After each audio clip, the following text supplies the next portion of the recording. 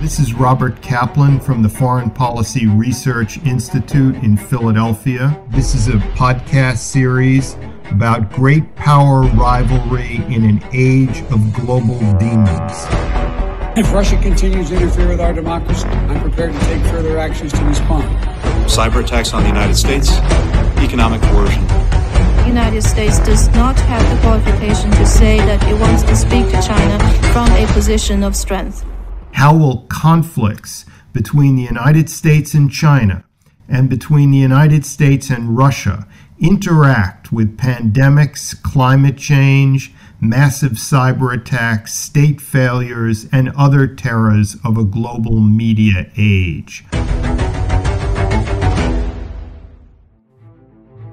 Stay tuned for special editions of this podcast as new guests and issues emerge.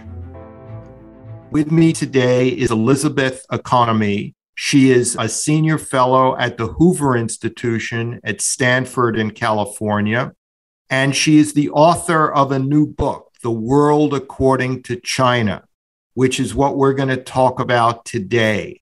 Liz, welcome. Thanks so much. It's great to be here with you. Let me start out with a very basic question. What is China's vision? What is its global vision for, say, the next 10 or 20 years? First, let's just be clear that while the title of the book is The World According to China, in some important respects, I would say this is the vision of Xi Jinping and his supporters. I think it's important that we recognize that there are many different perspectives in China. There are debates that continue, although they're much more muted than they've been in the past. Not everybody shares Xi Jinping's vision of China's, place on the global stage today or in 20 years. To answer your question more directly, I think if we, look back to when Xi Jinping first took power in November of 2012, he began very quickly to lay out his vision for China. And it started with calling for the great rejuvenation of the Chinese nation. And all Chinese leaders, frankly, since Sun Yat-sen, have called in some form for the rejuvenation of the Chinese nation. But Xi Jinping, I think, is really the first, probably since Mao Zedong, to really articulate a pretty clear vision of exactly what that would look like. And I think as we've seen it emerge over the past almost decade, there are really two parts to it. First, there is a domestic component that's important to understand, because in many respects that does underpin his ability to realize the global vision. And I think on the domestic front, what we see, what he's called for is really a robust Chinese Communist Party at the forefront of the political system. So putting to an end all notions of political reform, but ensuring that the Communist Party has rooted out corruption, a China that is prosperous. So in the first instance, doubling per capita GDP between 2010 and 2021, and then doubling again, hopefully, he thinks, by 2035. And a PLA, a People's Liberation Army that is capable, as he says, of fighting and winning wars. Also, I'd say, he's worked very hard to transform China from a manufacturing nation to an innovation nation. But in terms of the global vision, I think we see that emerge across really 5 dimensions. And I'll be quick and we can explore them further as you like. First is really, and I think most important for Xi, is reclaiming what he considers to be Chinese sovereign territory. In the first instance, that's Taiwan and Hong Kong, South China Sea, but there's more to it than that. The second, I think, expanding out from there, Xi wants China to become the dominant power in the Asia Pacific, push the United States out, send it back. U.S. can be an Atlantic power. It doesn't really belong in the Indo-Pacific. Third, embedding or ensuring that Chinese political and economic and security interests are embedded in the interests of other countries. And I think he does this through both the power of the Chinese economy, most notably through the Belt and Road Initiative, and also through Chinese influence and coercion. And then fourth, he wants international norms and values to be aligned with those of China more closely. And we see that in the sort of transformation or the transformative effort that he's undertaking in global governance institutions. And many people sort of ignore that element of it. The United States has never been that focused in many respects on China in the United Nations. But I think increasingly we've come to realize that China's strategy is a kind of a multi-level strategy. What China does at home, it wants to export through the Belt and Road Initiative and then reinforce through transforming norms and values in international institutions. On East Asia, to breaking down this vision, Liz, into various parts of the world. It was always my impression that the U.S. and Chinese visions of the maritime Western Pacific were in a total clash, because the Pentagon, the Navy, the Air Force, they see themselves as an Asian power, in the Pacific, going back to Commodore Perry in 1853. Right up through the World War II, the occupation of the Philippines. It's like the U.S. is there. It's home waters kind of. Whereas China, I remember a Chinese senior colonel once telling me, we're doing nothing in the South China Sea that you Americans didn't do in the Caribbean in the late 19th and early 20th century. It's our Caribbean, the South China Sea. Is that basically it? I think that's right. But it's only been since Xi Jinping that China has developed the capabilities, right? The military capabilities to try to advance that notion. I think the idea certainly has existed for decades, but it's really taken Xi Jinping to move it forward in a material way. Let's go to Central Asia for a moment, where the Chinese and the Russians seem to be in competition with each other.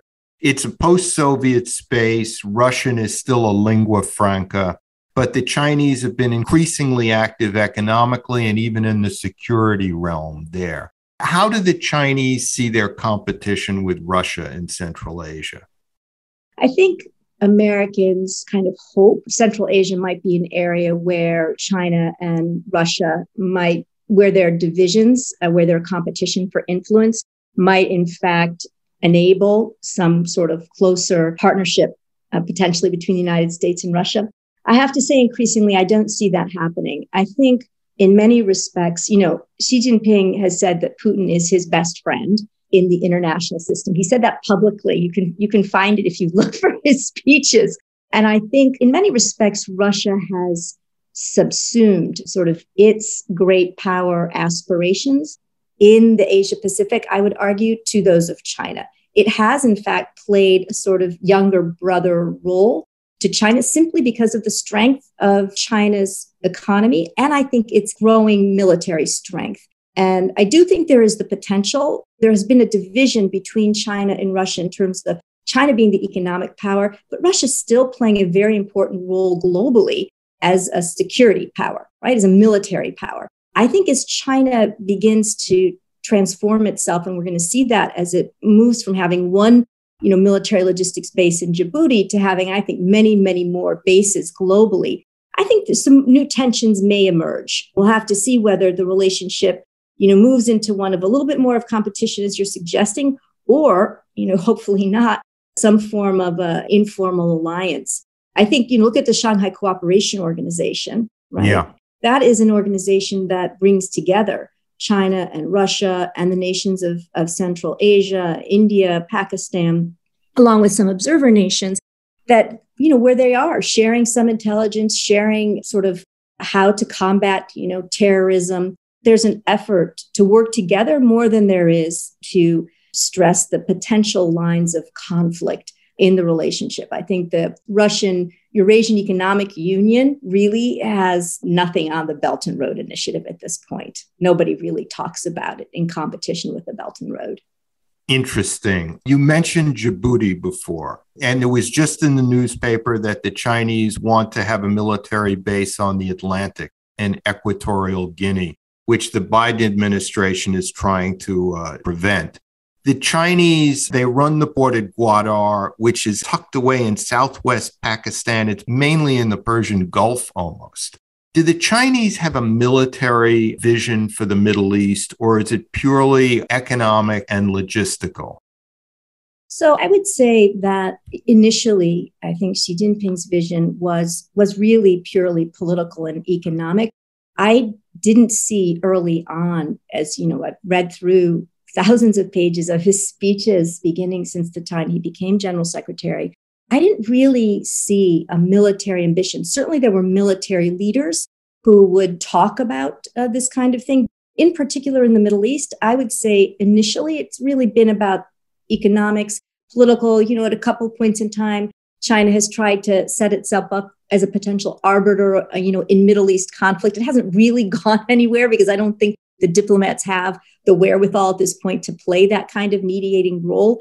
But my feeling now is that wherever China has economic interests, it is expanding its military as well, right? With the rationale being simply that China needs to be able to protect its people and its economic interests wherever they're doing business. At this point, that's the entire world.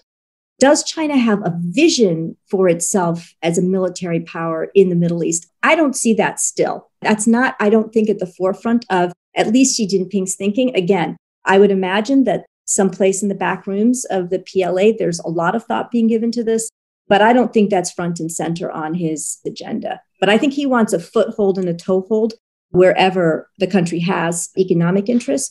And, it wants to be able to ensure that it could potentially compete with the United States, right? If the US were able to mobilize its military in any part of the world, China would be right there to counter it if in fact it needed to.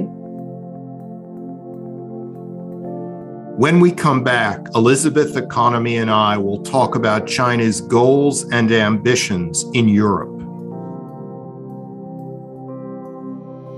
This podcast is sponsored by the Foreign Policy Research Institute, a nonpartisan think tank based in Philadelphia. Founded in 1955, FPRI is committed to producing the highest quality scholarship and expert analysis through the lens of history, geography, and culture. For more information about FPRI and our work to educate the public on the most pressing foreign policy issues of the day, please visit www.fpri.org.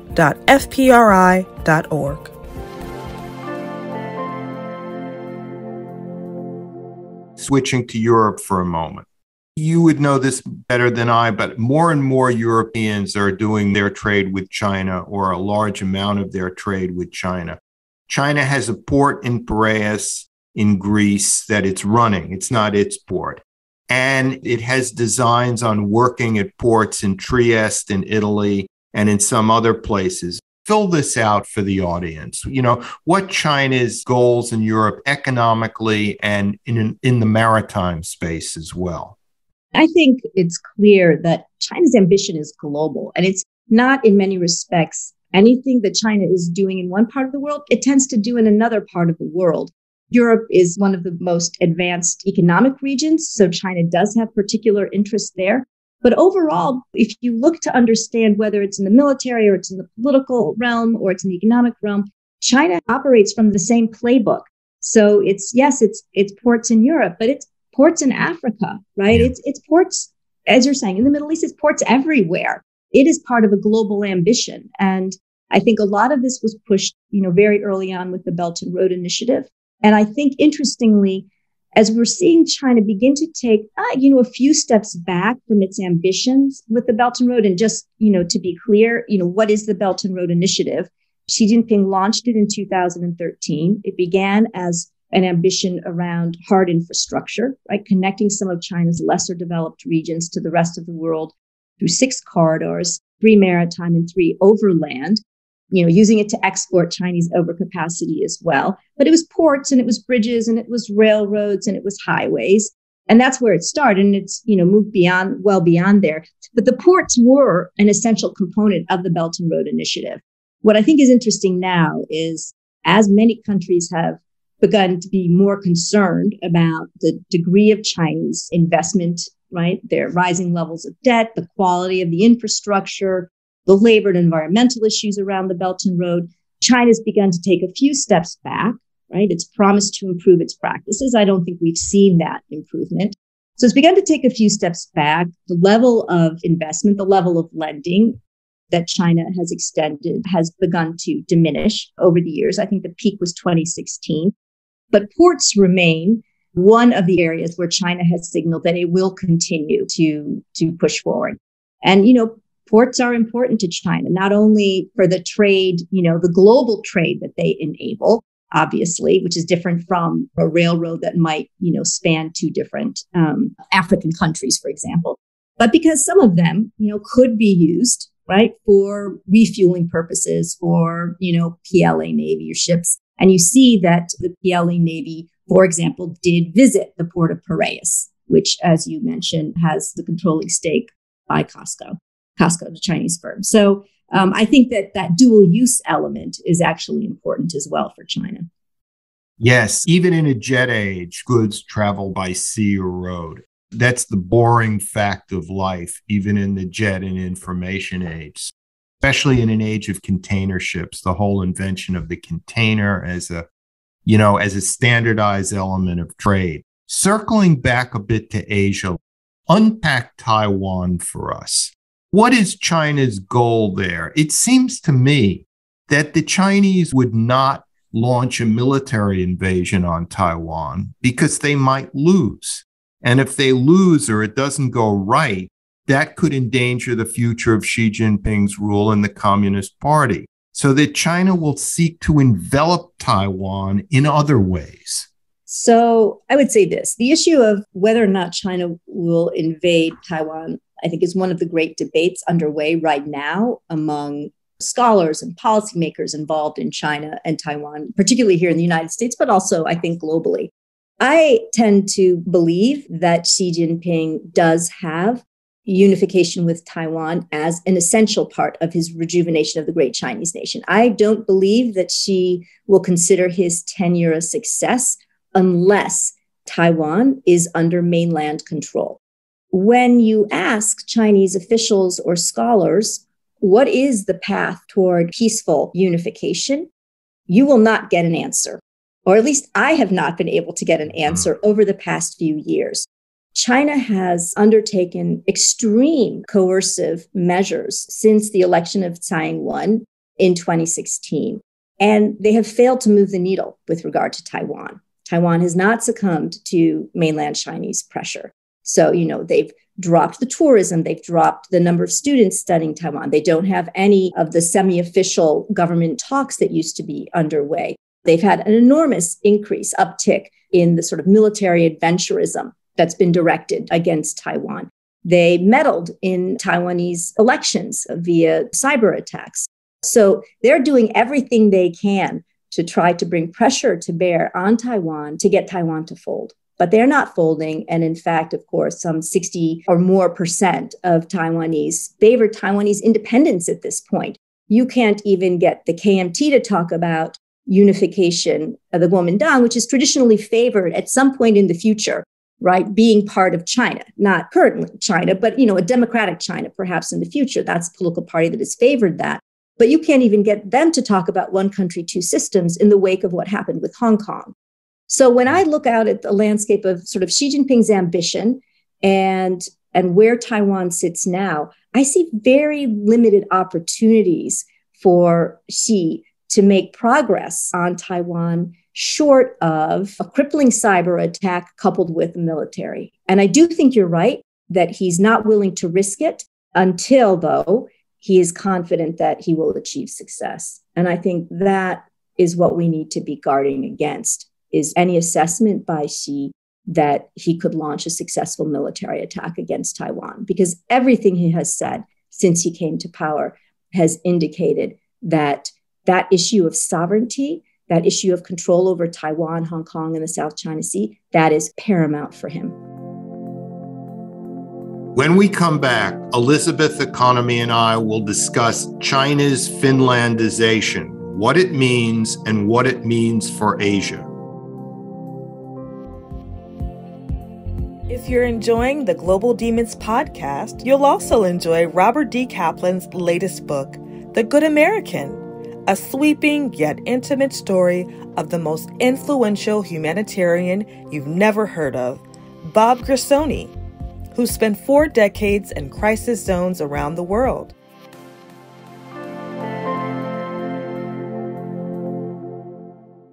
As far as the other countries in the Western Pacific go, from Japan south to Australia, most of them, if I'm correct, their largest trading partner is China, or, are close to being so. What is China's diplomatic security goal for all these countries? Because I always thought the one success the Soviet Union had in imperialism was Finlandization. His Finlandization was a kind of a cheap form of extending control. The Finns could do what they wanted. It didn't cost the Soviets any money, but yet it constrained Finland's foreign policy, so it couldn't join NATO, etc. Does China have in mind some kind of mass Finlandization for Asia? It wouldn't call it that. It would go by another name, even in their private discussions. But is that more or less what the U.S. has to guard against? Up until a few years ago, I probably would have argued that you're right. That is Xi's ambition. That has been China's ambition, in fact, especially if you look back, to the sort of win-win rhetoric of the 2000s or even the 1990s. I think that was in their minds. But it's hard to argue at this point that that's the target, given sort of the wolf warrior diplomacy that we've seen underway. Yeah. The very aggressive, assertive, and negative and coercive, diplomacy that's emanating from Chinese diplomats. So it's hard to see that they're trying to win them over politically or diplomatically. I think in terms of the economics of it, it's interesting. You're quite right that China is the largest trading power for virtually every country in Asia. Not all, but virtually all. But it's not the largest source of investment. And I think that's important to remember. So the United States is a larger source of investment in Australia, for example, than China is. Japan is a much larger source, and even the EU, larger sources of investment in many countries in Southeast Asia than China is. And I think what continues to bedevil China in any effort to achieve some form of Finlandization, is its military aggression in the region, right? It's very hard, I think, countries recognize their security is paramount. Yes, of course, they view China as an economic partner of choice, but the United States remains the security partner of choice. I mean, the fact that you now have an entirely new military defense pact in AUKUS, right? The UK, Australia, and the United States is extraordinary, right? Yeah, I mean, you are someone who is an expert, in military and Asian regional security. I mean, would you have predicted something like this at this point in time? No, I wouldn't, quite frankly. I mean, it was easy. I think it's so far, I don't know if you'll agree with me, so far, it's the biggest individual success of the Biden foreign policy, as a kind of a clean move to use technology for a geopolitical end, kind of.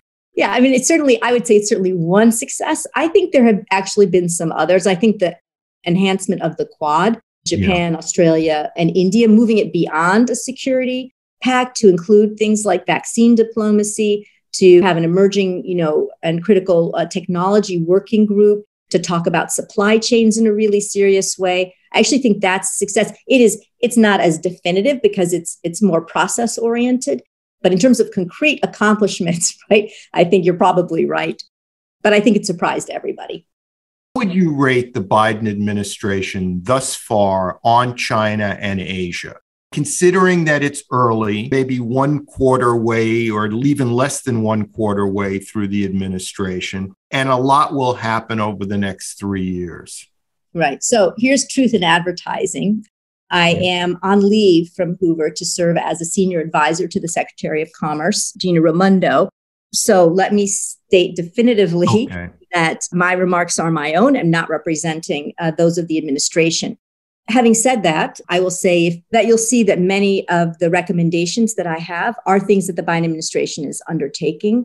I think that the Biden administration, what it has done really well is to build upon a lot of what the Trump administration did to return. So the Trump administration, I think, did the United States a really important service in identifying and pushing back against the full range of threats that China has presented.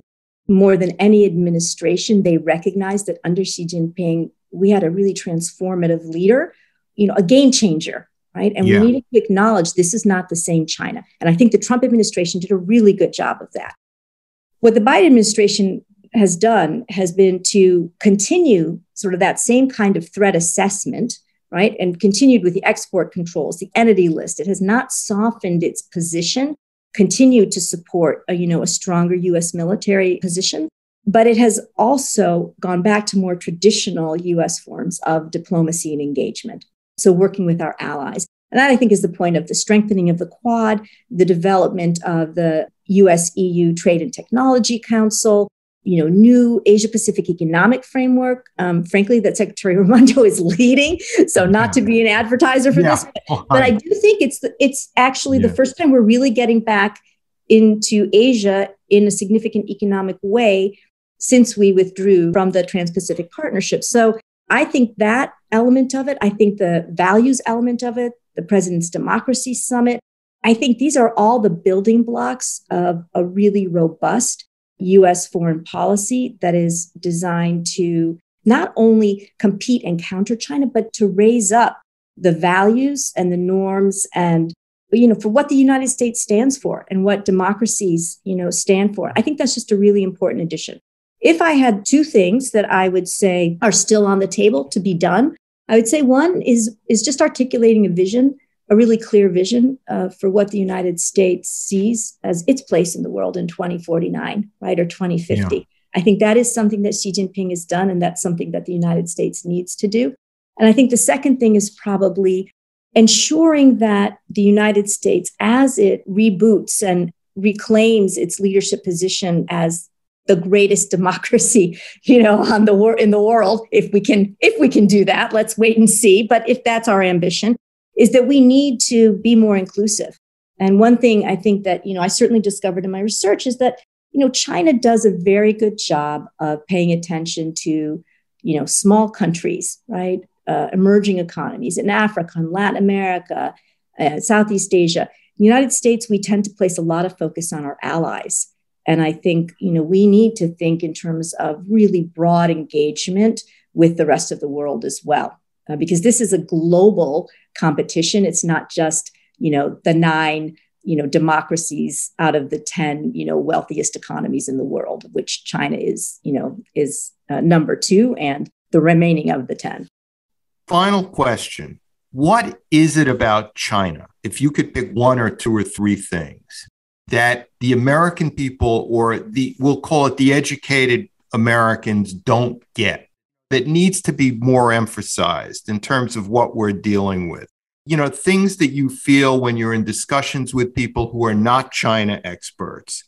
That's a really interesting question. So I would say they don't understand people. It's hard to know just how strategic China can be, that it has this multi-level strategy of taking what is at home and pushing it through the Belt and Road and then reinforcing it. So it's like a multi-level strategy, and it is long-term, right? That China has these objectives that are put out there, and it is able, because of its system, to mobilize resources, both, human and financial capital, in ways that are very difficult for the United States and its partners and allies to compete against.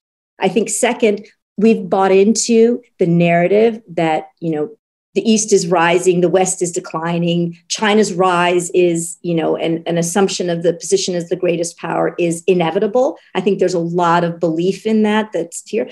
But, if you look across many dimensions, whether we're talking about China's efforts at soft power through things like its Confucius Institutes, or you look at the Belt and Road Initiative, you find that what China sets out as its targets, it often doesn't achieve. And I think this is really important, because even though the Western media is quick to embrace China's big statements, right, its grand statements of what it wants to accomplish, what it says it will accomplish, very few people take the time to go back and say, actually, let's look and find out and see what it really has accomplished. And then you see, China said it was going to have 1,000 Confucius Institutes by 2020. Actually, they only have 500, and the trend is moving downward. So I think that gap between what is reported as what China wants, its ambition, and the reality is something that people don't often appreciate. And then finally, and again, this is a big debate within the expert community, but I think an important one that has spread out